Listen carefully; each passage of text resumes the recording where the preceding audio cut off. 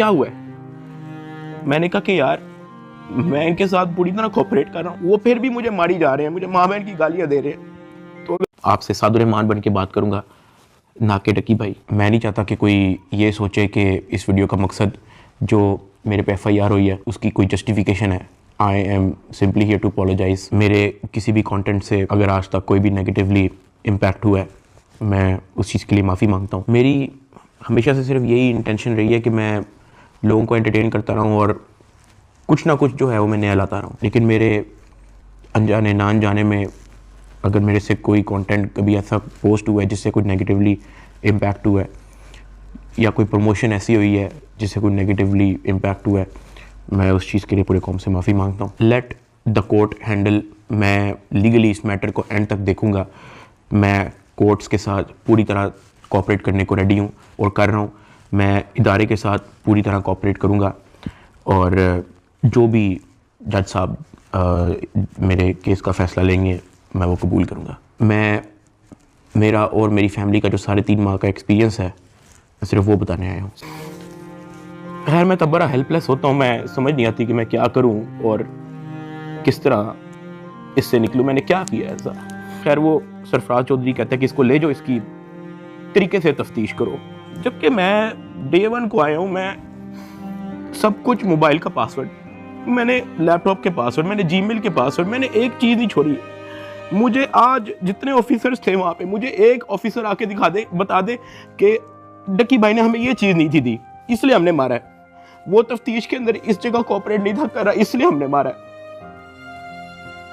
मुझे एक बंदा आके दिखा दे यार।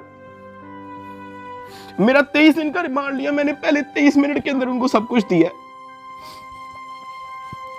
मुझे ऊपर ले गए। मेरे से एक बंदा मिलने आया हुआ था, जावा फूड्स, मेरा एक जानने वाला है जिसने हमारे घर में, जब हमारे घर में दावत थी तो उसकी केटरिंग की थी।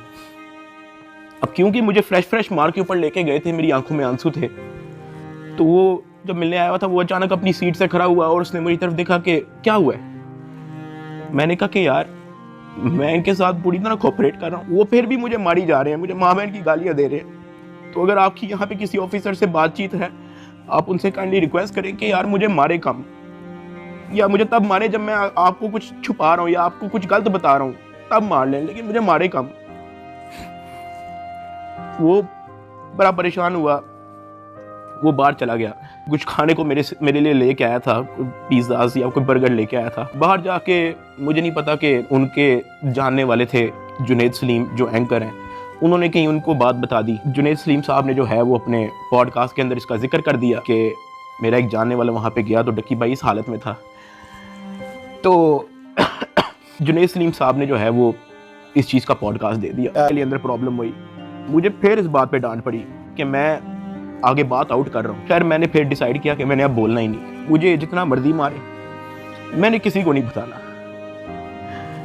मुझे हवालात में वापस बंद कर दिया इन्होंने। इस पूरी इन्वेस्टिगेशन के दौरान ये जो असिस्टेंट डायरेक्टर शुएब रियाज, जो मेरा इन्वेस्टिगेशन ऑफिसर था, उनका जो फ्रंट मैन था, उसको सिर्फ इस काम के लिए रखा हुआ था कि वो मेरे से पैसों की डिमांड करे। उसने तब मेरे से पूछा कि यार तू बेवकूफ़ है। मैंने कहा क्या हुआ है? कहता यार तेरे पीछे आने वाला कोई नहीं। मैंने कहा यार मेरी फैमिली कभी इन चक्करों में पड़ी नहीं है। तो कहता नहीं तू बेवकूफ़ है, तुझे समझ नहीं आ रही कि मैं क्या कह रहा हूँ, तुझे अपना मसला नहीं हल करना। मैंने कहा नहीं मुझे नहीं समझ आ रही आप क्या कह रहे हैं। कहता कि तेरा कोई दोस्त पीछे आने वाला, कोई तेरा भाई, कोई तेरा आउट ऑफ कंट्री कोई दोस्त रहता हो, कोई तेरे पीछे आने वाला नहीं। मैंने कहा कि मेरी तो बातचीत ही नहीं है किसी से, तो मैं किसको क्या कहूँ। तो कहता कि ये जो तेरा आईओ है ना, सारी गेम इसके हाथ में, इसने जो लिखना है तेरे साथ वही होना है, तो तू अगर इसके साथ ताउन करेगा तो तेरा मसला हल हो जाएगा। मैंने कहा मैं समझा नहीं आपकी बात। कहता कि भाई लगता है तुझे सारा पैसा कब्र में लेके जाना है, पैसे आप फिर कमा लोगे, आप अपना मसला हल करो। मैंने कहा मैं इन चक्करों में कभी भी नहीं पड़ा, मुझे नहीं पता कि क्या पैसे कितने लगते हैं, क्या होता है, मुझे नहीं पता। आप मुझे बताओ आप क्या ना क्या चाह रहे हो। कहता कि तेरा जो मसला है ना वो 7-8 के अंदर हल हो जाएगा। पहले मुझे लगा कि कोई 7-8 लाख की बात कर रहा है कि कोई 7-8 लाख के अंदर मेरा मसला हल हो जाएगा। मैंने कहा 7-8 लाख? कहता नहीं तू लाखों में ही रही। मैंने कहा 7-8 करोड़? कहता तो और। मैंने कहा इतने तो मेरे पास है ही नहीं, मेरे रिसेंटली कुछ बहुत ज़्यादा खर्चे हुए हैं, मैंने आगे भी बहुत सारी मेरी स्पेंडिंग है, मेरे 100 और काम है, मेरे पास नहीं है। कहता बस फिर तो इधर ही पड़ा रहा है। मुझे वहाँ से आइडिया हो गया कि इस बंदे का काम सिर्फ और सिर्फ मेरे से पैसे मांगना है। जब मैं NCCI की कस्टडी में था, आप लोगों ने शायद 3,26,000 USDT की बात एडिशनल डायरेक्टर के पॉडकास्ट में सुनी होगी। जो पॉडकास्ट दे के ये बताया कि 3,26,000 USDT जो है वो हमने इससे बरामद कर लिए हैं। अब मैं आपको उसकी असल स्टोरी बताता हूँ कि वो क्या है। हवाला से मुझे इन्वेस्टिगेशन के लिए लेके जाते हैं कोई शाम के 7 बजे के करीब। आइयो मुझे कहता है कि अपना बाइनेंस का अकाउंट खोल। मैं अकाउंट खोल देता हूँ। मेरे अकाउंट के अंदर कुछ ट्रेड चल रही होती है जो मेरी सारी लॉस पे गई होती है, क्योंकि उस दौरान बिटकॉइन नीचे गया हुआ था। वो सारी ट्रेड मेरी लॉस में क्लोज करता है। मेरी फ्यूचर्स की ट्रेड सारी लॉस में क्लोज करता है। मेरा पर्सनल नुकसान करता है। सारे टोकन जो मेरे पास डॉज, बिटकॉइन, इथेरियम, मेरे पास दर्जनों टोकन और पड़े हुए थे, वो सारे क्लोज करके उसको USDT में खुद कन्वर्ट करता है और वो कहता है कि ये USDT ट्रांसफर कर। मैंने कहा सर इसकी क्या वजह है, आपने मेरा पर्सनल लॉस भी कर दिया है। कहता है कि तुझे अपना मसला हल करना है या नहीं करना। मैंने कहा कि सर लेकिन ये 3,26,000 USDT आपने ट्रांसफर क्यों करना है? जो भी आपकी इन्वेस्टिगेशन है आपके सामने, अकाउंट मैंने आपको दे दिया, उसका जीमेल मैंने आपको दे दिया, पासवर्ड मैंने आपको दे दिया, आपने ट्रांसफर इसको क्यों करना है? कहता है तुझे जितना कह रहे हैं उतना कर। मेरी 15 मिनट उनके साथ बहस चलती रही कि सर ये पैसे ज्यादा है, मुझे आप थोड़ी सी इसकी एक्सप्लेनेशन दे दें ताकि मैं मेंटली रिलैक्स रहूं, मुझे थोड़ा सा बता दें कि ये ट्रांसफर आपके पास क्यों करना है। वो मुझे आगे से ये कहता था कि यार लगता है तुझे अपना मसला हल करने का शौक नहीं है। बीच में उसने मुझे बहाने लगाने शुरू कर दिए, यार क्योंकि तू हमारी कस्टडी में है कि तेरा अकाउंट की हैक ना हो जाए, जब तू यहाँ से फारिग होगा तू मुझे बता दी, मैं तुझे सेंड कर दूंगा। आईओ ने मुझे इस तरह की कहानी सुनाई शुरू कर दी। उसने मुझे एक अपना वॉलेट एड्रेस दिया। उसने कहा कि ये सारे पैसे इस पे ट्रांसफर कर। इसने मेरे से जबरदस्ती मेरा फेस आईडी, मेरा ऑथेंटिकेटर सारा लगा के इसने मेरे से जबरदस्ती 3,26,000 USDT, जिसकी PKR के अंदर वैल्यू बनती है 9 करोड़ पाकिस्तानी रुपया। अब जिस अकाउंट में उसने ट्रांसफर किया, क्या वो FIA का अकाउंट था? नहीं। क्या वो NCCIA का अकाउंट था? नहीं। क्या वो पंजाब हुकूमत, सिंध हुकूमत या किसी KP की हुकूमत या किसी भी गवर्नमेंट के इदारे की हुकूमत का अकाउंट था? नहीं। क्या वो NAB का अकाउंट था? नहीं। क्या वो स्टेट बैंक का अकाउंट था? नहीं। क्या वो कोई ऐसा अकाउंट था जो कोर्ट की तरफ से जिसकी अप्रूवल मिली हो? नहीं। वो मेरे IO असिस्टेंट डायरेक्टर शुएब रियाज साहब का अपना पर्सनल अकाउंट था, जिसके अंदर इन्होंने मेरे 9 करोड़ रुपया एस्टिमेटेड ट्रांसफर किए। ट्रांसफर करने के बाद उन्होंने वापस मुझे हवालात में बंद कर दिया। कोई रिसीविंग नहीं दी, मुझे उसकी कोई रीजनिंग नहीं दी, कोई सबूत ही नहीं है इस चीज का कि इन्होंने अपने पास ट्रांसफर किया। 8 बज जाता है, 9 बज जाता है, 10 बज जाता है, 11 बज जाता है, मेरे से सोया नहीं जाता। एक ऑफिसर एक मुलजिम को छोड़ने आते हैं हवालात, मैं फटाफट उठ के उससे पूछता हूँ, मैंने कहा सर आपके इस NCCIA इदारे के अंदर जब कोई क्रिप्टो का कोई रोला चलता है, कोई USDT का कोई रोला चलता है, तो उस पे क्या होता है? क्या उसको ट्रांसफर कर लिया जाता है? कहता मैंने कभी ऐसा सुना तो नहीं है। कहता क्यों, क्या हुआ है? मैंने उसको बताया। मैंने कहा IO ने मेरे 9 करोड़ रुपया USDT ट्रांसफर कर लिया अपने पास। कहता अच्छा, तो उसने आपको कोई रिसीविंग दी है? मैंने कहा नहीं। कहता ऐसा होता तो नहीं है वैसे, लेकिन अगर आप कहते हो तो मैं किसी से पूछ लूं। मैंने कहा जी पूछ ले, मैं बड़ा टेंशन में हुई। उस पूरी रात मैं नहीं सोया। अगले दिन सुबह के कोई 10-11 बजे के करीब एक बंदा आता है, मुझे लेके जाता है ऊपर ऑफिस में। मुझे इतनी जोर का वो थप्पड़ लगाता है, मेरे ख्याल से मेरे पूरे 3 महीने के अंदर सबसे ज्यादा जोर का थप्पड़ वो वाला थप्पड़ था जिसकी मैं अभी बात कर रहा हूँ। क्योंकि वो मुझे बता के नहीं लगाया जाता, वो मेरे पीछे से लगाया जाता है, मेरे सर पे इतना बड़ा उस बंदे का हाथ होता है, मुझे इतनी जोर का थप्पड़ लगाते हैं, मेरे यहाँ से मेरे ज़हन का मवाद, अंतरियां सारी मेरी आंखों से बाहर निकलने को करी ही। मैं इवन एक पॉइंट पे मेरा विजन ब्लरी हो गया है, मेरा विजन काला हो गया है, मैं बेहोश होने वाला है, इतनी जोर का वो थप्पड़ था। उसने कहा कि हर चीज बतानी जरूरी होती है। मैंने कहा कि सर मेरे 9 करोड़ रुपया आप ट्रांसफर कर लो, मुझे उसकी कोई रीजनिंग ना दो, मुझे उसकी कोई रिसीविंग ना दो, मैं अपना मुंह कैसे बंद रख लूं? इतनी सी बात पे उसने मुझे फिर से एक और थप्पड़ लगाया। मुझे IO के पास ले गया। IO कहता कि यार तुझे अपना मसला हल करने का शौक नहीं है? एडिशनल साहब बहुत नाराज है। मैंने कहा सर आपने 9 करोड़ रुपया मेरा ले लिया है, अभी मैं बात कर ही रहा था तो उसने इशारा किया कि इसको बंद कर दो। अब मुझे बंद कर दिया वापस हवालात में। कुछ टाइम के बाद जब मुझे फिर से इन्वेस्टिगेशन के लिए लेके गए तो ये जो मेरी 9 करोड़ रुपया जो इन्होंने ट्रांसफर किया है 3,26,000 USDT, ये बात पूरे डिपार्टमेंट के अंदर फैल चुकी थी। हर प्राइवेट मुलाजिम को पता था, हर ऑफिसर को पता था, हर IO को पता था, डिपार्टमेंट में हर एक बंदे को पता लग गया था कि ये इतनी बड़ी अमाउंट जो है वो शुएब रियाज IO के अकाउंट में ट्रांसफर हुई है। IO ने सोचा इसने बात आउट कर दिया है, सबको पता लग गया है। इन्होंने फटाफट क्या किया, उसकी रिकवरी डाल के कोर्ट में पेश कर दिया कि ये देखो हमने ये पैसे बरामद किए हैं इससे, जबकि उन्होंने बरामद की इंटेंशन से वो ट्रांसफर अपने पास नहीं किए थे। इनकी ये इंटेंशन थी कि पैसा हम अपने पास ट्रांसफर कर लेते हैं, फिर इसमें से कोई इसको 20-30% वापस देके इससे डील करेंगे, ये इनकी शुरू की इंटेंशन थी। लेकिन मैंने डिपार्टमेंट में बात आउट कर दी, मैंने मार खा ली इसके बदले। मैंने कहा मुझे मारो जितना मारना है। डिपार्टमेंट में बात आउट कर दी, ये लोग घबरा गए, इन्होंने फटाफट कोर्ट में रिकवरी डाल दी, जिसकी वजह से मजबूरन एडिशनल डायरेक्टर सरफराज चौधरी साहब को दर्जनों पॉडकास्ट मजीद देने पड़े कि 3,26,000 हमने इस बंदे से बरामद कर लिया है, जबकि वो बरामदी की नीयत से ट्रांसफर नहीं किया गया। हाँ वो तो मैंने डिपार्टमेंट में बात आउट कर दी, तो फिर आपको स्टोरी बनानी पड़ी इसकी। 3,20,25,000 USDT कोर्ट ऑफ लॉ में सबमिट कर दिए। जब मुझे इन्वेस्टिगेशन के लिए फिर से लेके गए तो वहां पे एक और बंदा आया था अपने काम से। मैं आप लोगों को उसका नाम तो नहीं बता सकता, लेकिन हम लोग उसका नाम रख लेते हैं बिग ब्रदर। ये बिग ब्रदर जो है, आपने वीडियो के एंड तक याद रखना है। वो अपने किसी काम से आया था, उसने मुझे देखा, उसने मेरे से पूछा कि यार डक्की तेरे पे केस क्या है। मैंने कहा एप्लीकेशन प्रमोशन का केस है। तो कहता कि तेरा मैटर कहाँ तक पहुंचा है। मैंने कहा कि मैं तो पूरी तरह ताउन कर रहा हूँ, मैं तो सब कुछ इनको दे चुका हूँ, मुझे नहीं पता कि इनको अब मेरे से और क्या चाहिए, लेकिन मैं तो पूरी तरह इनके साथ कोऑपरेट कर रहा हूँ। तो कहता अच्छा। उसने उसे सर हिलाया और कहता कि क्या ये लोग तेरे से कोई पैसे भी मांग रहे हैं। अब क्योंकि मैं उस बंदे को पहली बार मिला हूँ, मैं नहीं जानता कि वो कौन है, मैंने उसको कहा कि नहीं, मेरे से कोई पैसे नहीं मांग रहा। उसने ऐसे सर हिलाया, कहता अच्छा, चल ठीक है, अच्छा लगा तेरे से मिलके। वो अपने कामों में लग गया। खैर मेरी इन्वेस्टिगेशन के बाद उन्होंने फिर से मुझे जेल में हवालात में बंद कर दिया। इन्होंने अपनी पूरी कोशिश की कि हम इससे पैसे लें, हम इससे पैसे का पूछें। जब इनको आइडिया हुआ कि मैं इनको किसी भी तरह से एंटरटेन नहीं कर रहा, इन्होंने बहाने से मेरी फैमिली को बुला लिया। अरूब और मेरी अम्मा, उनको ये कह के बुलाया गया कि मेरी उनके साथ मुलाकात है। मुझे जब हवालात से ऊपर लेके गए तो अरूब बैठी हुई थी और उसकी इंटेरोगेशन हो रही थी। उसका मोबाइल जो है वो इन्वेस्टिगेशन ऑफिसर के हाथ में था। तो मैंने इन्वेस्टिगेशन ऑफिसर शुएब रियाज साहब से पूछा कि ये आपने इनका मोबाइल क्यों लिया है। तो कहता कि इन पे भी FIR होगी। तो अरूब घबरा गई, उसने कहा मेरे पे FIR क्यों होगी। उसने कहा कि आपने तो हमें साथ से मिलने के लिए बुलाया है, मुझे और मामा को के साथ से मुलाकात हो जाएगी। तो वो कहता कि नहीं, FIR हो ना हो, कि जो आपके शोहर की FIR है इसी में बड़ी जगह है, हम आपको इसी में नामजद करेंगे। अरूब घबरा गई। मैंने अरूब की तरफ देखा, मैंने अरूब की तरफ इशारा किया कि मैंने कहा बस बिल्कुल चुप होके बैठ जाओ, बस ये वक्त गुजारो, बस इस वक्त हम कुछ नहीं कर सकते। खैर वो अरूब से कुछ क्वेश्चन उन्होंने पूछने शुरू कर दिए। मैंने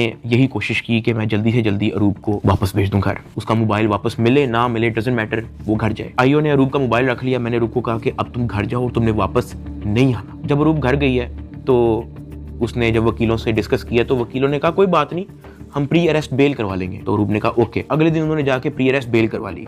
जब उन्होंने प्री अरेस्ट बेल करवाई तो प्री अरेस्ट बेल की खबर पहुंच गई इदारे में, NCCI ऑफिस में, आईओ के पास और सरफराज चौधरी एडिशनल डायरेक्टर के पास। इन्होंने फिर से मुझे कहा कि अपनी फैमिली को मीटिंग के लिए बुलाएं। मैंने घर वालों को कॉल की क्योंकि उसकी प्री अरेस्ट बेल हो चुकी थी। मैंने कहा चलो अब इसको खतरा नहीं है और इसका मोबाइल भी उनके पास है, तो I think it's not a big deal, मैं बुला लेता हूँ। ऑफिसर्स ने जो है मेरे घर कॉल करवाई। मैंने कहा कि अम्मा वो बड़े अफसरान, एडिशनल डायरेक्टर और इन्वेस्टिगेशन ऑफिसर्स बुला रहे हैं, तो बाकी घबराएं ना, कोई इस तरह कोई नेगेटिव मीटिंग या इस तरह का कुछ नहीं है, तो आ जाएं। मेरी माँ और अरूब प्री अरेस्ट बेल करवाने के बाद एडिशनल डायरेक्टर रूम में आ गए। सरफराज चौधरी साहब कहते, जतोई साहिबा आप अपने आप को क्या समझती हैं, आपने प्री अरेस्ट बेल करवा ली है। तो अरूब ने कहा जी।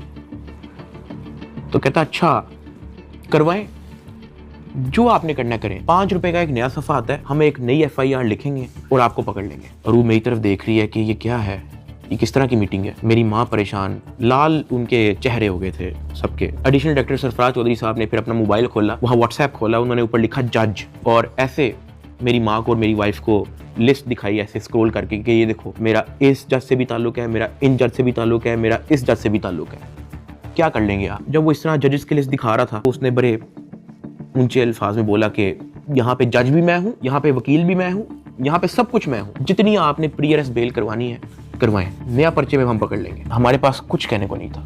मैंने वहाँ पे सिर्फ सर को कहा कि जी सर आप सही, बिल्कुल सही कह रहे हैं। मैंने अपने घर वालों की तरफ देखा, मैंने उनको इशारा किया कि प्लीज़ वक्त गुजारें बस। मेरे घर वालों के चेहरे लाल हो गए हैं, मतलब बिल्कुल आप कह लो कि उनके पास कुछ कहने को नहीं थे। दे वर शेकिंग। वो बातें करता गया, हम लोग घबरा गए थे। हमने बस वेट किया कि यार ये कब हमें फारिग करेगा। जब उसने कहा ठीक है आप जा सकते हैं, मैं, अरूब और मेरी माँ जब उस एडिशनल डायरेक्टर रूम से बाहर निकले, मेरी माँ की आंखों में आंसू थे, अरूब की आंखों में आंसू थे। मैंने कहा कि यार मुझे बहाने से कहते हैं कि आप लोगों को बुला लो, फिर ये इस तरह की हरकतें करते हैं, डराने धमकाने वाली, ब्लैकमेलिंग, थ्रेट्स। मैंने कहा ये सिर्फ और सिर्फ इनका पैसे मांगने का तरीका है ताकि हम डर जाएं, इनको कुछ पैसे दे दें और हमारी जान छोड़ेंगे। तो ये इस तरीके से मुझे, मेरी फैमिली को ज़हनी अजियत देते रहे हैं, ब्लैकमेल करते रहे हैं। अरूब का राइट बनता है कि वो प्री अरेस्ट बेल करवा के आए। आपने अपनी इन्वेस्टिगेशन करनी है, करें। उसने तो अपना मोबाइल भी दे दिया, आप जब बुला रहे हो वो आ रही है, फिर भी आप उसको थ्रेट कर रहे हो कि जी आपने प्री अरेस्ट बेल करवा लिया, कोई बात नहीं, 5 रुपए का नया सफ़ा आएगा, हम आपको फिर अरेस्ट कर लेंगे। और ये सब इनका तौर तरीका था कि हम लोग किसी तरह टूट जाए और ये जितने पैसे मांगे हम लोग फौरी इनको दे दें। इस दौरान आईओ और उसका जो फ्रंट मैन है, जब उनको पता लगा कि मैं और मेरी फैमिली किसी भी तरह से इनको एंटरटेन नहीं कर रही, कोई पैसों के मामले में लिफ्ट नहीं करवा रही, तो इन्होंने मेरे एक दोस्त से बात की और उस दोस्त को कहा कि इसको मुझे आके कहो कि ये पैसों से मसला हल होगा। उसकी जो भी गपशप हुई मेरे दोस्त ने वापस आके बताई, कहता कि ये पैसे ही मांग रहे हैं। मैंने कहा यार इस तरीके से मेरी फैमिली को ब्लैकमेल कर रहे हैं, इस तरीके से मुझे टॉर्चर कर रहे हैं, ये लोग चाहते क्या है? वो ये कह रहे हैं कि अरूब को हम पर्चे में नामजद ना करें और उस पर कोई नया पर्चा ना दें और उसको अरेस्ट ना करें, उसका वो 1 करोड़ रुपया मांग रहे हैं। मैंने कहा भाई इन्होंने मेरा बैंक अकाउंट ब्लॉक कर दिया, इन्होंने मेरी USDT भी अपनी जेब में डाली, मेरे अब्बा जी का बैंक अकाउंट ब्लॉक है, मेरी अम्मा जी का बैंक अकाउंट भी इन्होंने ब्लॉक कर दिया है, अरूब का बैंक अकाउंट इन्होंने ब्लॉक कर दिया है, जिया का बैंक अकाउंट इन्होंने ब्लॉक कर दिया है, इवन मुनीब जो अंडर 18 है उसका बैंक अकाउंट भी ब्लॉक कर दिया है। कहानी यहाँ पे ख़त्म नहीं हुई। मेरे दादा अब्बू जिनका मैंने आज तक व्लॉग में जिक्र नहीं किया, आज तक उनकी अपीयरेंस नहीं हुई, 80 साल एंड अबव की उनकी उम्र है, उनका बैंक अकाउंट भी ब्लॉक कर दिया। मेरे पास 1 टका नहीं है इनको देने के लिए। सॉरी। उसने मेरी बात सुनी, कहता अच्छा। उसने एज इट इज जब ये बात आईओ को बताई, आईओ आगे से इसको कहता कि इन्हों दे कोल 40-50 करोड़ रुपया सैट नहीं पराउंदा है। मेरे दोस्त ने एज इट इज मुझे ये बात आके बताई। अब क्योंकि मेरी फैमिली ऐसे मेंटल टॉर्चर से गुजर चुकी थी, जब मेरे दोस्त ने ये बात मेरी फैमिली को बताई, मेरी फैमिली ने घबरा के कहा कि प्लीज आप किसी और से बात कर लें, अगर वो हमें लोन दे सकता है, कोई उधार हमें दे सकता है तो दे दे।